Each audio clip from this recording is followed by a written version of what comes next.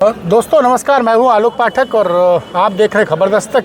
हमारे साथ है समाजवादी पार्टी के प्रवक्ता, पेशे से डॉक्टर है, बच्चों का इलाज करते हैं लेकिन राजनीति के पेशे में हैं। और आज इन्होंने एक बड़ा आयोजन करवाया। समाजवादी पार्टी के समर्पित कार्यकर्ता है, पर्दे के पीछे के खिलाड़ी हैं, फ्रंट पे नहीं आते हैं। लोकसभा चुनाव में ये संभावित उम्मीदवार भी थे कि अगर सपा के रविदास मल्होत्रा का पर्चा अगर कहीं से खारिज होता तो इन्होंने भी पर्चा भर रखा था। खैर वो साजिश जो है वो आपकी वजह से वो राजनीति है चलता है। सर आशुतोष जी, ये बताइए, आज आप लोगों ने बड़ा अच्छा शक्ति प्रदर्शन किया। एक मैं इसको शक्ति प्रदर्शन मानता हूँ। क्या तैयारी है 2027 की? नहीं, देखिए, आज सरदार वल्लभ भाई पटेल की 150वीं जयंती थी और हर वर्ष की बात ही हम इसको एक बड़ा आयोजन करना चाहते थे। हम लोगों ने किया और विभिन्न जिलों से जो प्रमुख समाजवादी लोग हैं और साथ में जो लखनऊ के बड़े समाजवादी लोग हैं, साथ में जो शिक्षक हैं, प्रोफेसर हैं, डॉक्टर हैं, वो सब आज अखिलेश जी से मिलना चाहते थे। एक चीज़ मैंने इस बात को की कि पीडीए समाज का बहुत बड़ा जनसमूह अखिलेश यादव जी से मिलना चाहता है। अच्छा। उनकी नीतियों पर चलना चाहता है। तो ये हम सब समाजवादी साथियों का एक काम बनता है कि कहीं ना कहीं उन रास्ते को बनाएं, उनसे मिलाने की कोशिश करें, उनके विचारों को रखें। और आज ये मौका भी था, दस्तूर भी था, तो मैंने एक प्रयास किया कि उत्तर प्रदेश के सभी जिलों से लोगों को बुलाया और लगभग 1000 के ऊपर लोग इस समय आपके आसपास दिख भी रहे हैं। और उन्होंने भी और कई बातें अखिलेश जी ने बताई कि 27 में हम किस प्रकार से आगे आ सकते हैं। हमारी तैयारी शुरू हो गई है SIR के साथ में, BLA के साथ में, और हम हर उस चीज़ से सतर्क हैं जो भारतीय जनता पार्टी प्लान कर रही है। क्योंकि अखिलेश जी कह रहे हैं ना कि भारतीय जनता पार्टी को 2024 के बाद से समझ ही नहीं आ रहा हमें करना क्या है। लेकिन आशुतोष जी, एक बात बताऊं कि 2012 के बाद से आप मतलब कुर्मी समुदाय जो है वो सपा बसपा को छोड़ के भाजपा में चला गया था। ये ठीक है, लोकसभा चुनाव में कुछ वर्ग आपके पास आ गया, लेकिन भाजपा भी उसको अपने पाले में लाने के लिए कोशिश कर रही है। कुछ लोग तो ये भी कह रहे हैं, देखिए दबे खाने चर्चा है कि 11 नवंबर के बाद किसी भी वक्त योगी की जगह किसी OBC को उत्तर प्रदेश का मुख्यमंत्री बनाया जा सकता है। और जो सबसे बड़ा चर्चा में नाम है वो है बीजेपी के केंद्र में वित्त राज्य मंत्री हैं, वो भी आप ही के समुदाय से आते हैं।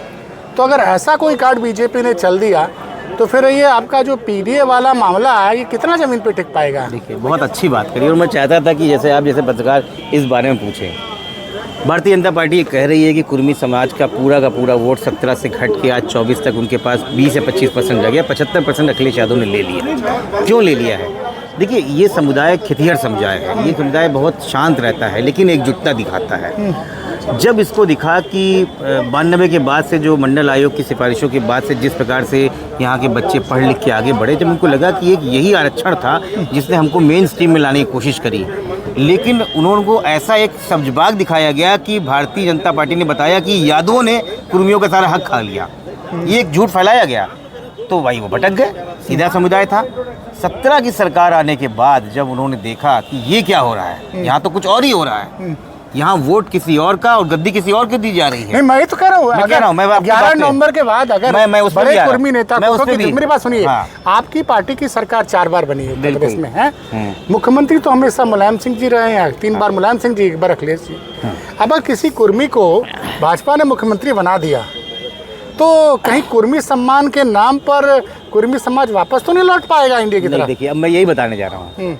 हम किसान हैं, जब हम जमीन जोतते हैं तो हम ये नहीं सोचते हैं कि ये जो अन्न निकलेगा ये कुर्मी ही खाएगा, ये हमारा पूरा गांव खाएगा। और ये समाजवादी सोच एक किसान की होती है। जब बेनी बाबू के समय था तो एक समय ऐसा भी आया था तो उनके उत्तर प्रदेश के मुख्यमंत्री बनने के लिए बात की गई थी। तो क्या बोला था बेनी बाबू ने? हमारा नेता एक है। अरे आपने अच्छा मुझे याद दिला दिया। तो मैं नहीं, आप मुझे अच्छा है। बेनी बाबू के सुपुत्र नजर नहीं है आज स्टेज पे मुझे। बेनी बाबू की सुपुत्र बिल्कुल नजर आने रही ना, उनकी मतलब उनकी पोती नजर आई, उन्हें बेटी नहीं, बेनी बाबू की बेटी। मैं तो राकेश जी की बात करें, राकेश जी से मेरा काम हुआ। वो बाराबंकी के बड़े लीडर हैं और आज उनके वहाँ खुद बहुत बड़ा प्रोग्राम है जिसमें वो चीफ गेस्ट हैं। अच्छा। उनकी जो पोती है श्रेया, ये मेरी भांजी भी है, उसको पुत्र रत्न की प्राप्ति हुई है, तो उसके साथ में है। तो कोई गिला शिकवा नहीं है, हम लोगों के साथ में है और बधाई संदेश उन्होंने भेजा और हमने राष्ट्रीय अध्यक्ष से बात कराई। नहीं, एक मिनट सुनिए, बाराबंकी से लखनऊ के बीच की दूरी इतनी नहीं है। नहीं, देखिए, बात ऐसा नहीं, बहुत से हमारे विधायक सांसद नहीं आए हैं, बहुत से आए हैं, राम प्रसाद चौधरी जी का अपना प्रोग्राम है, बड़ा प्रोग्राम है वहाँ पर, वो नहीं आ पाए हैं। लालजी वर्मा के वहाँ प्रोग्राम जो स्थगित हो गया तो आ गए यहाँ पे। राकेश जी का एक बहुत बड़ा प्रोग्राम है और मुझे लगता है कि कम से कम 20,000 के प्रोग्राम है जिसमें खुद चीफ गेस्ट हैं। हमारा काम ये है कि इस प्रदेश की हर जगह पर पटेल जयंती बड़े स्तर पर बनाई जाए और हमने आज मांग भी की है कि 2027 में समाजवादी पार्टी सरकार बनते ही अखिलेश जी से बोला है कि 31 अक्टूबर को सरकारी और अर्ध सरकारी सभी विभागों में धूमधाम से ऑफिशियल तरीके से पटेल जयंती मनाई जाए। अच्छा, आप ये काम बढ़िया किया आपने। हाँ, और कि जयंती मनाई जाएगी, आपने छुट्टी की मांग नहीं, छुट्टी पे विश्वास नहीं करता हूँ। और हम लोग वर्कहॉलिक हो रहे हैं। आप लोग पटेल जी के असली समर्थक लग रहे हैं। बिल्कुल, हम लोग तो लौह पुरुष हैं, हम लोग तो जानते हैं कि छोटा छोटा तिनका लगा के आगे। देखिए, छुट्टी से करने से कोई फायदा नहीं है। आप घर में जाएंगे, टीवी देखेंगे और कुछ नहीं करेंगे। लेकिन ये बताइए, आप सरकार में रहेंगे, आप ऑफिसों में जाओगे तो कम से कम कुछ बातें तो आप सीखेंगे, कुछ बातें तो अपने बच्चों को बताएंगे।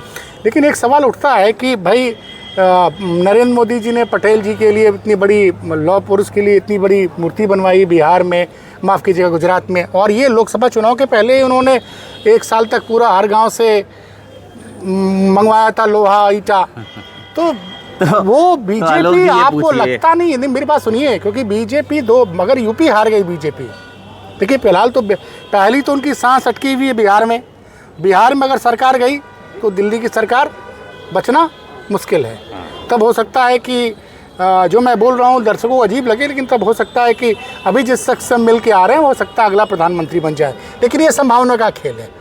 लेकिन तो आप वो बिहार बचा लेते हैं तो उत्तर प्रदेश में तो मेरे पास पूरी जानकारी है कि 11 नवंबर के बाद उत्तर प्रदेश में किसी ओबीसी को बीजेपी मुख्यमंत्री बना देगी। तब उस कंडीशन में आपकी क्या रणनीति रहेगी? देखिए आशुतोष जी, चलिए आलोक जी, इसको सीधे तरीके से दोनों सवालों को उत्तर दिया जाए।